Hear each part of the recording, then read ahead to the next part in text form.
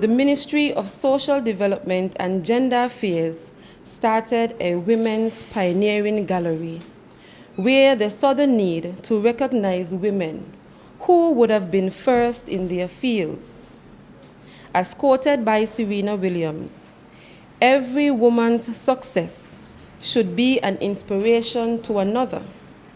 We are strongest when we cheer each other on. Women have been making significant strides over the years and continue to rise, but need to be explored in the areas of politics, engineering, agriculture, aviation industry, and many more. The theme for International Women's Day is quite fitting: gender equality today for a sustainable tomorrow, with a hashtag, Break the Bias. Breaking the bias speaks to strengthening mechanisms that provides pathways to support the initiative, ambition, and creativity for all women who have the skills and drive. We must remove the barriers that prevent women from engaging in the growth of this economy. Achieving gender equality and empowering our women and girls is the unfinished bias of our time and the greatest human challenge in our world. So says United Nations Secretary General Antonio Guterres. Imagine a gender-equal world, a world free of bias, stereotypes, and discrimination, a world that's diverse, equitable, and inclusive, a world where difference is valued and celebrated. Together, we can forge women's equality. Collectively, we can all break the bias. The COVID-19 pandemic has brought many strides and challenges to all genders all around the world, and has increased in the number of poverty and violence against women and girls. Our economy is affected in all areas: education, employment, trade and industry, healthcare, real estate, the financial sector, and the energy sector. Now we have to learn to rebuild and refocus on our dreams and aspirations. One may ask, how do I do that? But push even harder, work even harder, and never forget the one you saw on your way coming up, always quoted by Celia Christopher. Pull them up and keep going. Let it be a ripple effect. Today, the ministry wants to challenge you to continue excelling, even when the battle is not forthcoming. Continue to let your ambition and motivation be your guide. As we stand here today, let us remember to engrave our legacy on the hearts and mind of our people, and never forget to pass the knowledge and experience to our women and girls. And never forget to plunge forward. Today's induction ceremony speaks to the improvement of women in our federation. The Ministry of Social Development and Gender Affairs will not only keep you in our archives unknown or unrecognized, but will show the world your achievements and contribution that play a major role in our nation's building. And as I close, we applaud you, we salute you, we congratulate you, and for a well-deserved recognition today. Okay, as we continue, I want to ask Mrs. Louise Tafari to bring brief words of encouragement. Women in the forefront. Women in St. Kitts and Nevis have always been the backbone of our society. Our Constitution, most, not all, but most of our laws do guarantee or promote some sense of equality for women in our society. The Constitution speaks about no discrimination based on sex. So in theory, women in St. Kitts and Nevis are equal to our men. In practice, this has not always been the case, as true gender equality continues to elude us. We have made significant progress over the years. All is not lost because of women such as yourselves who have set the example, who have overcome various barriers, various challenges, and have achieved great success. You are pioneers. You are trailblazers.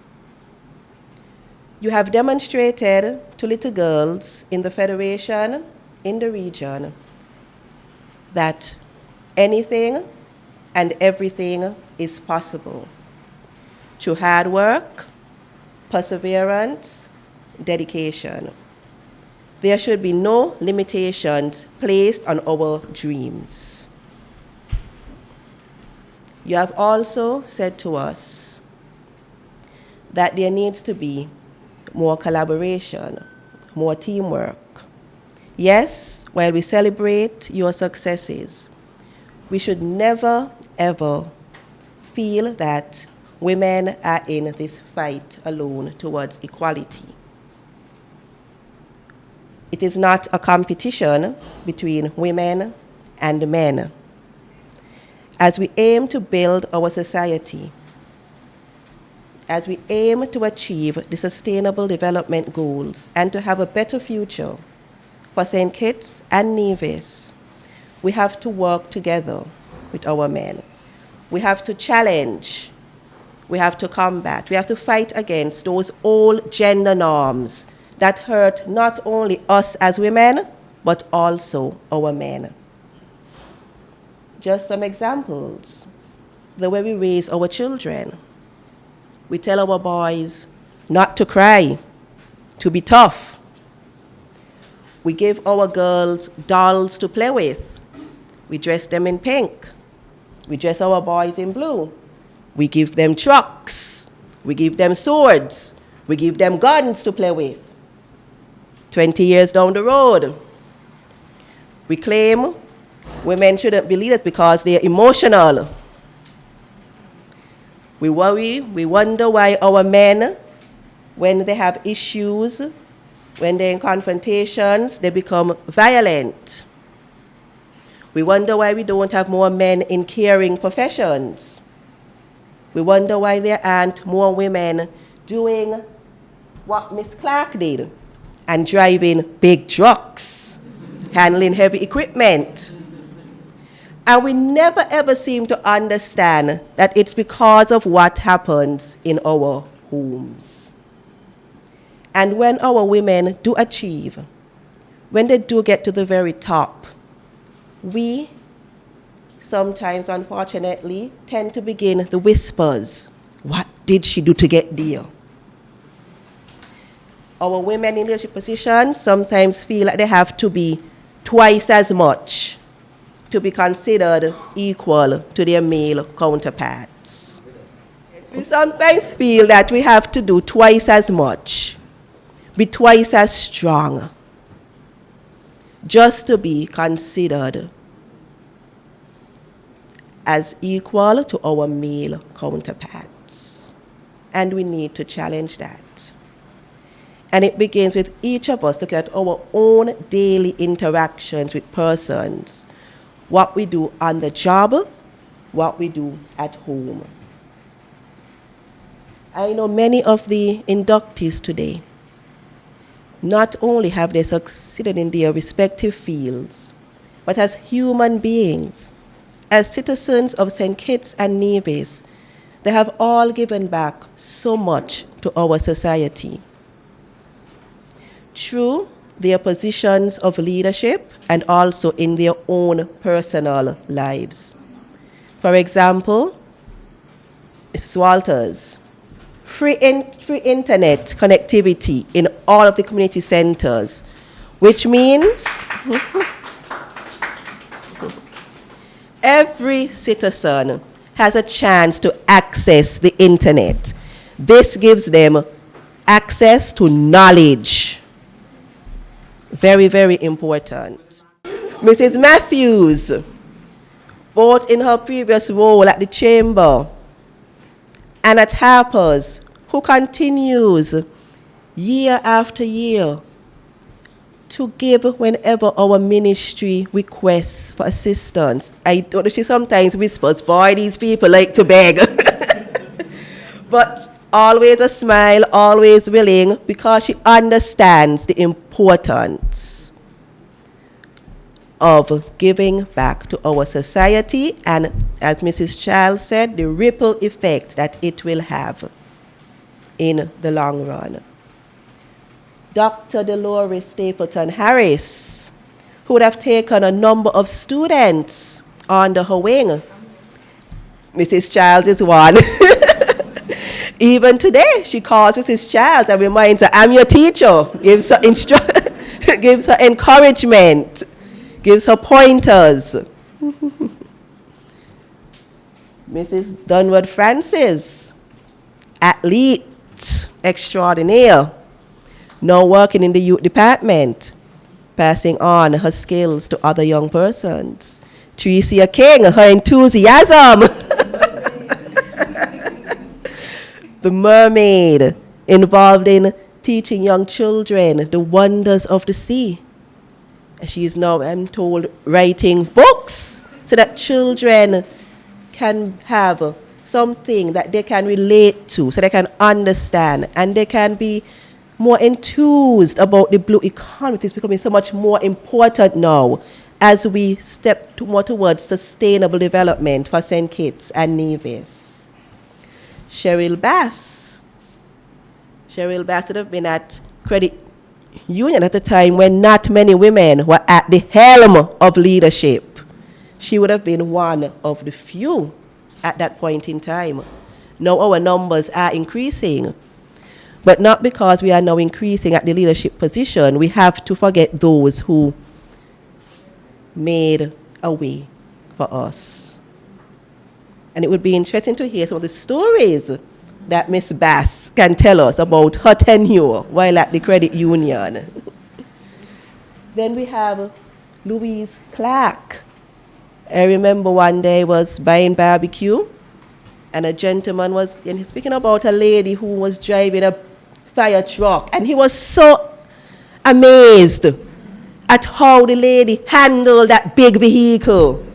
And you know, we in St. Kitts and Nevis, and probably globally, like to speak about women can't drive. If we're driving along and there's a vehicle that does something wrong or they're going slow, what do we say? There must be a woman. But if we can have a woman who can drive, I don't know how large a fire truck is, I can just say it's huge. Can park that fire engine, can drive that engine in an emergency when other vehicles are on the road, can get the fire engine there safely to protect property that has gone up in flames. That is a testimony that women are capable, women can do it. So in closing,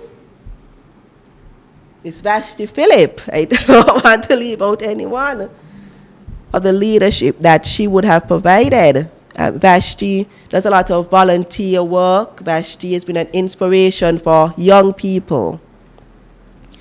So in closing, you have been great examples.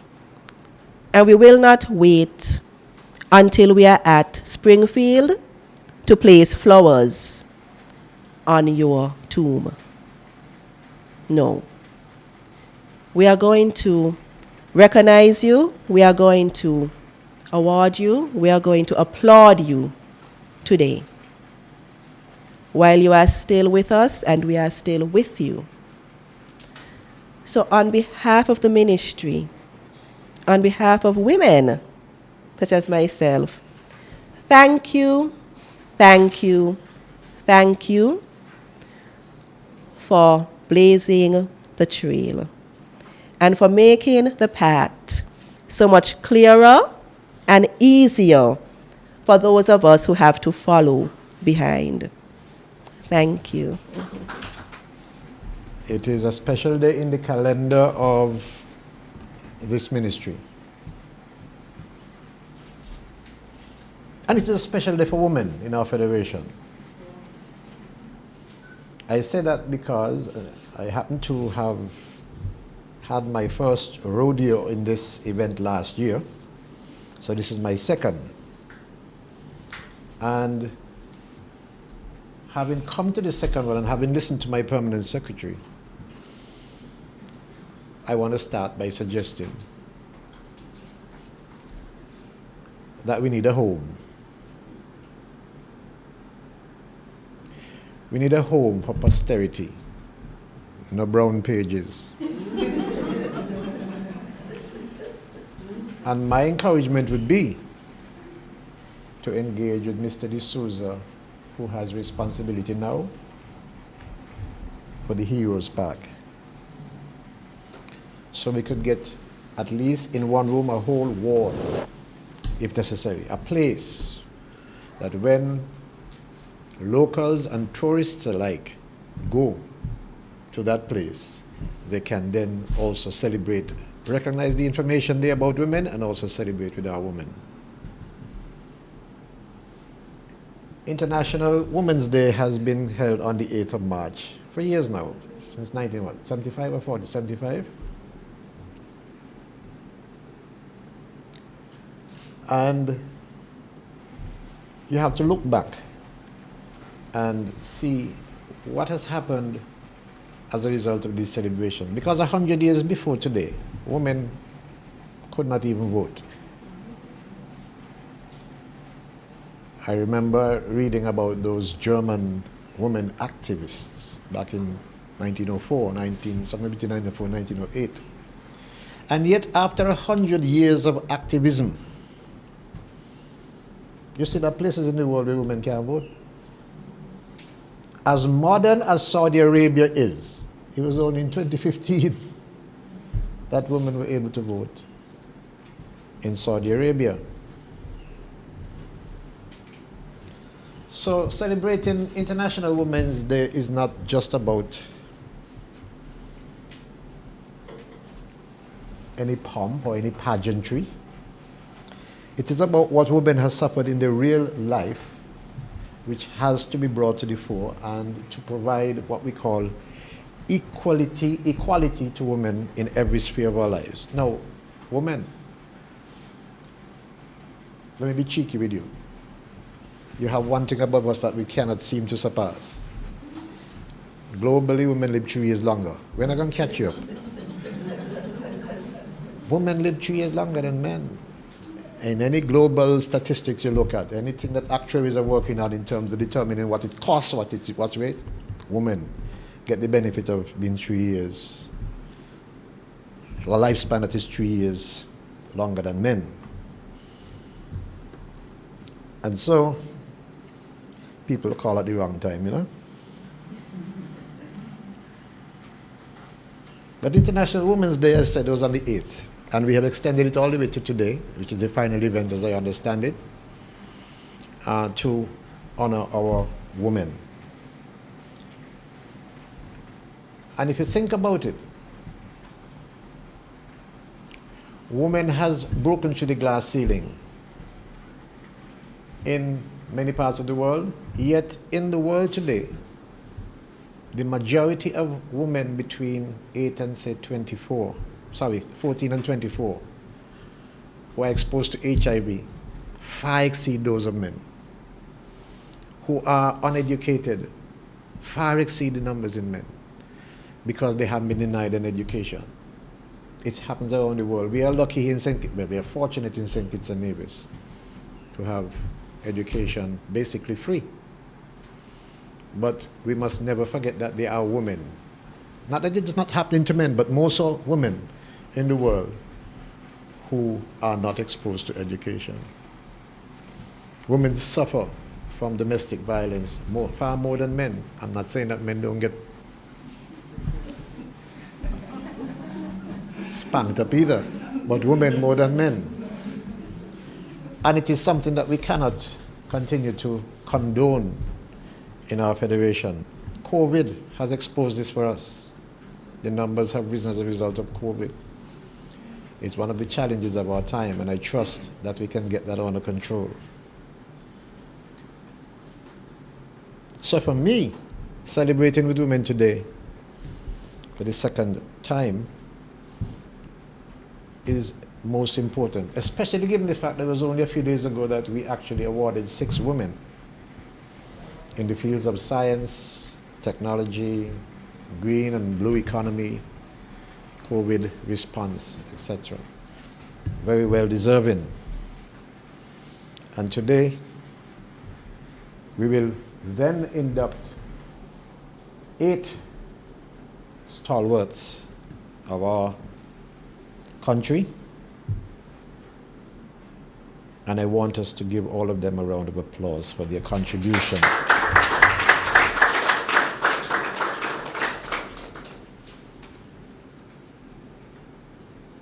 Now, as we move forward into this century, we must challenge our women to seek even higher offices, especially political offices. Let's not underestimate, one of the reasons why I encourage that, because I listened to my Prime Minister in Barbados, Mayor Motley. And if there's one person who don't hold back anything in the international arena, stands up for women, all women should be proud of how she represents them. And I believe, given enough time, she will get enough to change in the international arena because the larger countries are listening to her. I hear her, she speaks eloquently and deliberately to them about climate change and the damage that it is inflicting upon small island states. And so I want, in our federation, while we have had women who have gone into the political arena before, to attest to work towards reaching the highest levels of decision making in our small island state. This week, I say you live longer than men. This week we're going to celebrate with 2 women who will be both 100 years old. One on Thursday, Mrs. Rivan in Sandy Point. Church service, I hope some of you women can attend, at the Methodist Church. And on Friday, we celebrated Miss Harris in St. Peter's at the Anglican Church. She will be 100 years old as well. And so I also want to, though they're not here, for us to give them a round of applause for being so strong.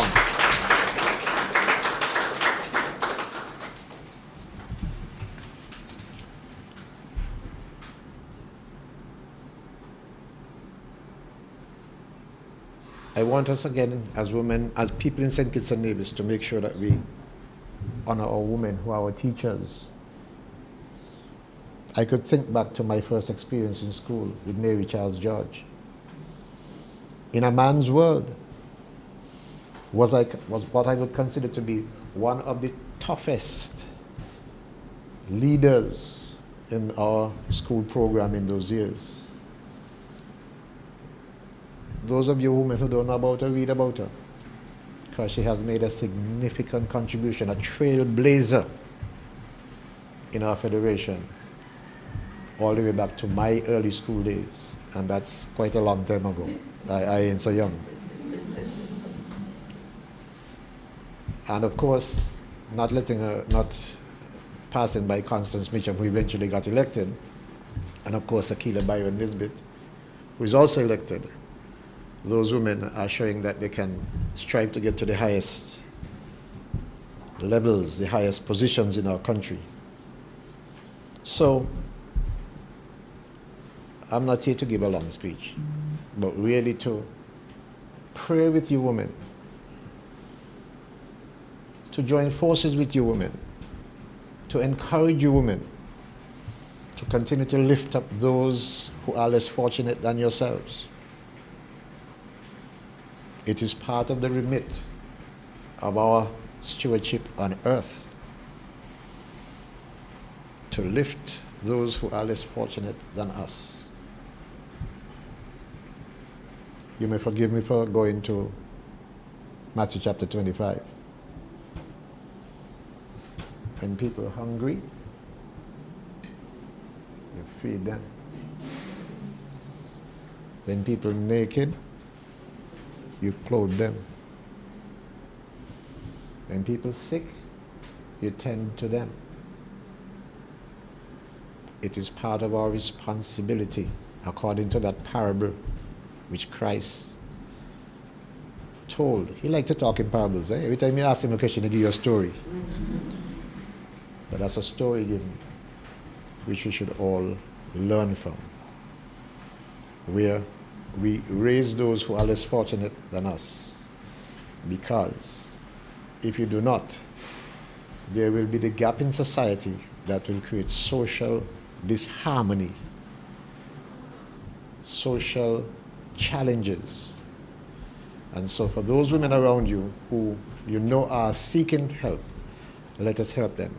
And so at this point I want to thank the Taiwanese government for the recent role putting on a $2 million project in St. Kitts and Nevis, training women to be entrepreneurs. And I've seen the rollout of some prospectus, some ideas from these women that as long as they put in what they have learned at these projects, not just about doing the work, but also the accounting side and the management side of it, that we will certainly see more women entrepreneurs in our federation in the not too distant future. One of the women said to me, "Minister, I'm so glad I came. I'm doing this thing for 20 odd years. And it's like I just went back to school. The amount of things I learned, I mean, God bless them to bring this thing for me." Then is when I really understood. I mean, I know about the program, but then is when I really understood what it meant to that person who got that little exposure. And some women have benefited financially from it as well. Some have gotten up to $3,000 to help them with their projects. And so I want to thank the Taiwanese, and I want you to help us, because this thing is usually shown all over the place. Help us to applaud them for their contribution to nation building in St. Kitts and Nevis. Now, these 8 women who I see here, I can't speak about all of them because it will take too long. What I can say is each of them is a pioneer in her own right. Pioneering in her own right. I mean, I remember the days when Diane Francis used to run fast. You could still run? She was a trailblazer in her days. Yeah, true. She blazed the trail for women in sports in St. Kitts and Nevis. And so I also I'm not mentioning everybody, but I have to talk about Trisia, because you see, I had 5 years being the Minister of Fisheries and Trisia is, let me don't say anything. You're right. What she says, she's a mermaid. And she has a lot, I'm sure, to impart to younger women who are coming up today. Youth is still on her side, so she has much, much, much, much more to do. Thank you for inviting me to this second ceremony, PS. I really feel honored to be part of it, and I want to again encourage you. Let's put something over in Heroes Park so it is there for posterity. Congratulations to all of you, and I wish you all the best in the years to come. All right. It gives me pleasure this morning to induct Miss Louise Clark as the first female fire engine driver. Louise Clark has been a member of the St. Kitts and Nevis Fire and Rescue Services for over 20 years. She hails from one of the smallest villages on the island, Christchurch. She was educated at the Estridge Primary School and then at the Keon High School. From a child, she has always been eager to help, assisting her mother with many toddlers in her nursery. After leaving school, she decided to give back to the society and her country and made the decision to join the services. She completed her initial training in April of 2002 and has continued to excel ever since. Her zest to excel was inbred from childhood, as she has had to compete with many brothers in almost everything they did. She was determined then to be as good or even better than them in everything. This mindset she has instilled in her two children. She has worked in Tabernacle and at the Bastille fire stations, where she mostly did desk duties and occasionally responded to fire calls. It was on one of these said calls that she decided that she must be able to do as much or even better than her male counterparts in the operations of the fire engine. She began by approaching a number of her colleagues to learn everything she could about small apparatuses, the engines. Her eagerness took flight, and then she embarked on the actual practice of driving and training in the fire engines. Operating the fire engine or truck was no easy feat, as she has had to live down her doubters and naysayers that she would never be able to. This fueled her drive and has set her up to prove everyone wrong. In February of 2020, she not only quieted her doubters, but she made history by being the first female in St. Kitts and Nevis and the first active female firefighter engineer in the Federation. Ladies and gentlemen, Miss Louise Clark. Miss Patricia Walters, first female CEO of The Cable. Ms. Walters is a highly accomplished business transformational leader with over 25 years of international experience. She was born in the UK of St. Kitts and Nevis parents. She graduated with a business degree at Hull University, then moved to London to study and qualify as an associate and then fellow of the Association of Chartered Certified Accountants. She started her career in finance, initially in retail and shipping, and then moved on to telecoms, joining Cable and Wireless in the United Kingdom, the Cayman Islands, Chief Financial Officer at the Telecommunications Services of Trinidad and Tobago, the Chief Executive Officer of Cable and Wireless St. Kitts and Nevis. She was a Regional Executive Vice President of Cable and Wireless West Indies and Senior Vice President of the Bahamas Telecommunications Company. During her tenure as the Chief Executive of the St. Kitts and Nevis Cable and Wireless, she received the Cable and Wireless International Global Summit Award for Excellence in Change Management Leadership and spearheaded the listing of the company on the Eastern Caribbean Stock Exchange to a significant oversubscription of potential investors. She's deeply committed to helping others by mentoring and training and frequently speaking at international women's empowerment forums for young professionals, by volunteering her time to non-charitable organizations, and being recognized as a leading lady of the Bahamas, a biannual event which honors exceptional leading ladies in the Bahamas and celebrates their contributions. In October of 2017, she received the illustrious UK C50 Caribbean Excellence Award for International Impact. She's a trend and pace setter with a passion for service and enjoys challenges, transforming businesses, and building high-performing teams. Ladies and gentlemen, Miss Patricia Walters.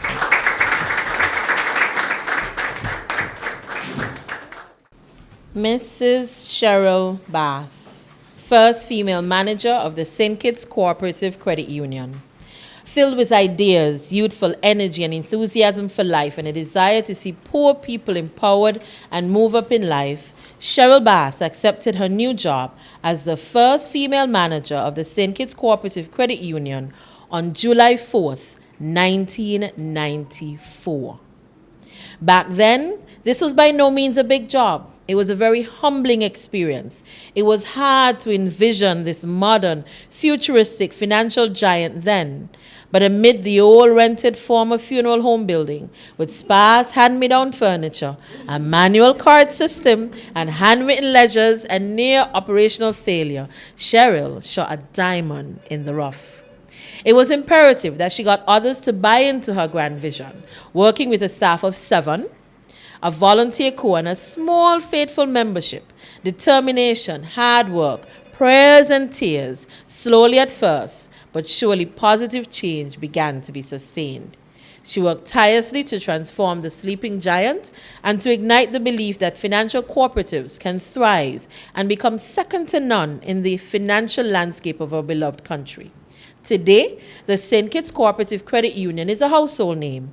It is well known, loved, and respected. There are countless stories of how the credit union has positively affected the life of so many individuals, families, and the country at large.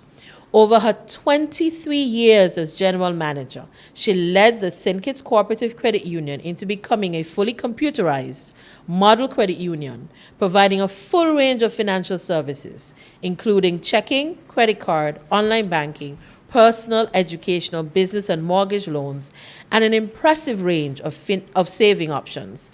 Total assets grew from 2 million to over 130 million.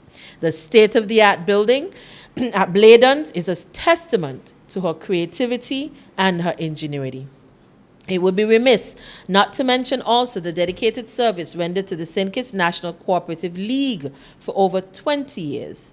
Mrs. Bass served the League in various executive positions and was very instrumental in helping to frame the policy and legislative framework for today's financial and non-financial cooperatives. It is indeed an honor to acknowledge the contribution of this credit union's pioneer and stalwart, Mrs. Cheryl Bass.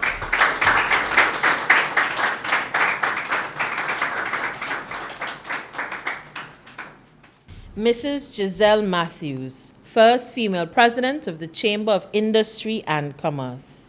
Mrs. Giselle Matthews was born on North Square Street in St. Kitts on May 24th, I won't say the year, to Charles and Margaret Brisbane. She attended the St. Teresa's Convent School and the Bastia High School until grade 10 and completed a high school education at a girls' boarding school in Toronto, Canada.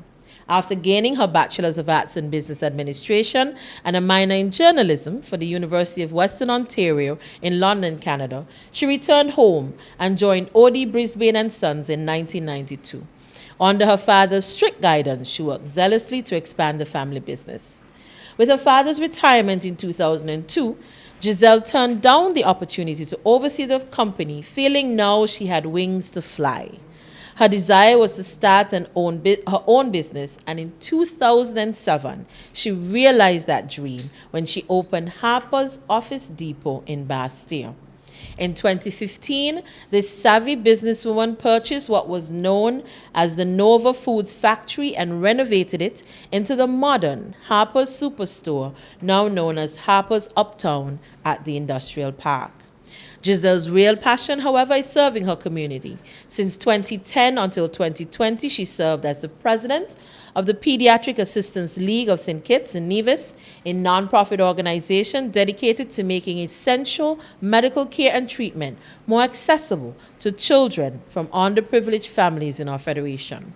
She has sat on several other boards and organizations, including the St. Christopher Aaron Seaports Authority and the Immaculate Conception Catholic School.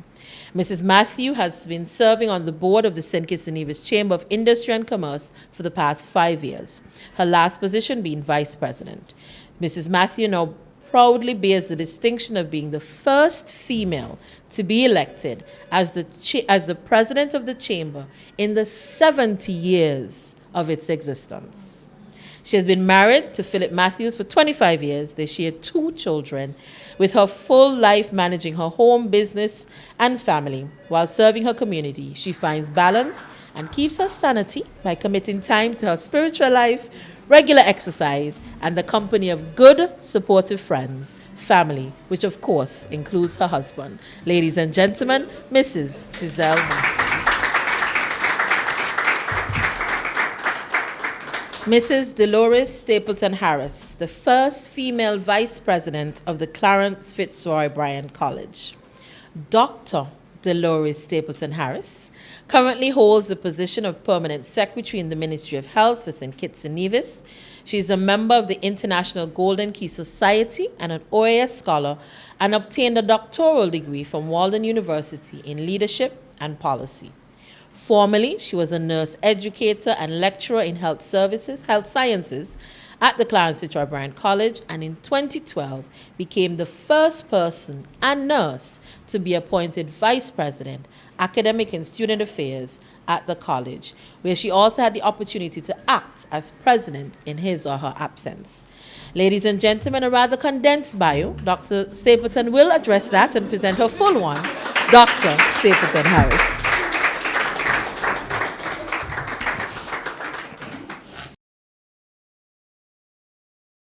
Mrs. Trisia King, first female marine biologist. Trisia King Negrio truly believes that her name revealed her destiny. Tree, sea, griot. Griot, an African storyteller. Tricia is an environmental storyteller born in St. Kitts. She has always been fascinated by whales and sharks, and I guess we must add mermaids by now. And it's really no surprise when she pursued her studies at the University of Virgin Islands and was awarded a BSc in marine biology. Mrs. King serves as the Marine Management Area and Habitat Monitoring Officer at the St. Kitts Nevis Department of Marine Resources. She's a certified Marine Protected Areas Manager and represents the Federation as the National Liaison and Vice President of Public Relations for the Women in Maritime Association for the Caribbean. Mrs. King has received extensive training within her respective field and has presented at numerous local, regional, international forums. She has received several awards, including the International Women's Day 2021 Prize for service in the technical and administrative support in the Marine Resources Department for the Federation by the Ministry of Agriculture. World Food Day Food Heroes Award 2021 for Operational Excellence and Award Management Division for Marine Resources, and the St. Kitts Sustainable Development Council Foundational Member Award in 2021. And just this year, she was also awarded with the Ministry of Social Development and Gender Affairs International Women's Day Award in the Blue Economy. The synergy of arts and science is critical to conservation communication. As lead technical advisor for the UNDP Jeff Small Grant Proposal, Sea Life CSKN, awareness is increased by the implementation of school-based marine education using social media, dance, art, large-scale murals, makeup and nail competitions, and the publication of a children's book, which is in progress. As the creative director of the Angelique Dance Company, and the dance pieces highlight social and environmental issues. Mrs. King also owns Creative Cultured Creations, a jewelry and painting enterprise. She serves as the Antioch Baptist Church and within her community through the Reach for Recovery SKB Breast Cancer Support Group, and volunteers with the St. Kitts Sea Turtle Monitoring Network and UNESCO's St. Mary's Man and the Biosphere. Ladies and gentlemen, Mrs. Trisia King. Mrs. Diane Dunwood Francis, first female athlete to represent the Federation at the Olympic Games.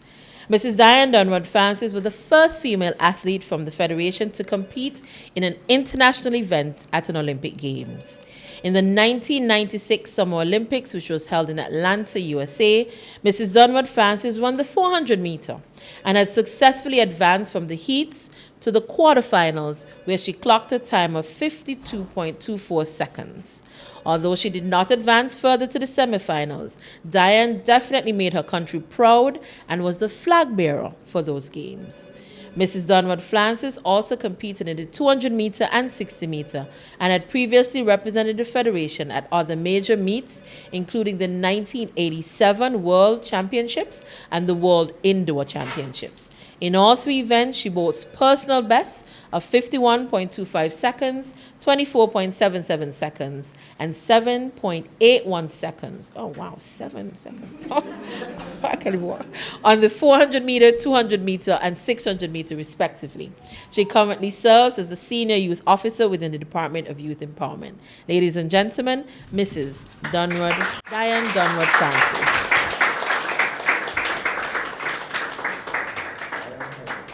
We will read for the record Mrs. Vashti Phillips' profile, but she currently resides overseas. She was born Vashti Phillips to Rovita Philip Bell of St. Paul's and Lesroy Chambers of St. Peter's. She was a very active youth with many interests. She represented her alma mater, St. Paul's Primary, and Sandy Point High in art and literary competitions, pageantry, and track and field, and graduated from these institutions with top honors. In her late teenage and early adulthood years, her priorities were constructing an identity of her own, defining who she is, what her values are, and the direction she wanted to pursue in her life. She was appointed as CARICOM Regional Youth Ambassador in August 2002 in Suriname by the Conference of the Heads of Government of CARICOM. She served for 2 years as a female half of the first St. Kitts delegation alongside Pierre Liebert, current Director of Youth Empowerment. She became part of a cadre of young adults with a strong sense of civic responsibility and a commitment to community development, who met at training conferences around the region to sharpen their interpersonal leadership skills. On the regional level, she and other ambassadors ensured that the voice of young people from across the region were heard and their needs and views were integrated into national, regional, and international policies and programs that affected them. On a national level, she returned to the island equipped with new skills and knowledge to serve as the link between these issues and the young people in the Federation, with a focus on deepening the regional integration and development process through advocacy and peer-to-peer education. Vashti went on to receive a Bachelor's of Science degree in Psychology in 2008 from the University of West Indies in Jamaica, where she made contributions in debating, external affairs, mentorship, and student government. She then ventured north to Nova Scotia, Canada, for graduate school. In 2004, the year after her tenure as CARICOM Youth Ambassador ended, she was diagnosed with lupus. She's a recent kidney transplant recipient after 9 turbulent years receiving dialysis. She lives in New York City and remains cheerful and courageous. She invites all young people to persevere in spite of whatever challenges life may put before you. Get to know and accept yourself, believe in yourself and your big dreams. Never let fear deter you from acting on those dreams. Take calculated risk, accept failure as a natural part of success. Look within yourselves for all you've ever need, and very importantly, affirm every day that you are enough.